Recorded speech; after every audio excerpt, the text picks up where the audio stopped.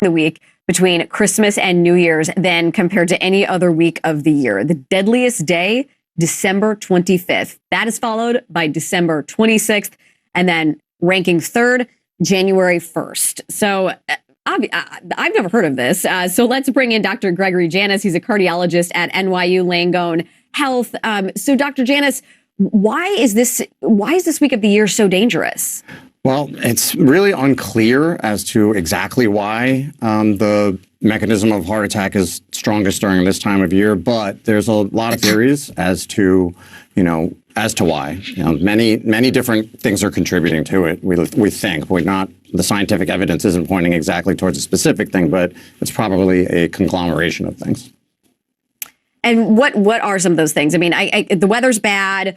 You're probably drinking a lot, not eating very healthy, family stress. Are those some of the main risk factors? How do these things that are sort of going on externally impact your internal health? I mean, you took the words right out of my mouth right there. So we often deviate from our normal routines during this time of year, whether we are not exercising as much or we are not sleeping as well. Then there's always the stress and the anxiety that the holidays always bring.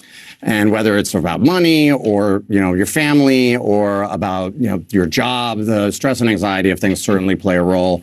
And I absolutely think that the overindulgence in alcohol and sodium play a big role. The more we drink, the more sodium we have, the more unhealthy we are, and the more we have a tendency to ignore our health at that time. So what are the warning signs for a heart attack? And is it true that the warning signs are not totally similar are not totally the same for men and women, that they might present a little bit differently? Yes, that has definitely always been the case. The classic symptoms of, chest discomfort, chest pain, chest pressure, however you're going to describe it, is something that is not always what happens, particularly during the holidays. But, usually this chest pain or chest pressure or discomfort is brought on by exertion, relieved by rest. But shortness of breath can often be a symptom that people present with.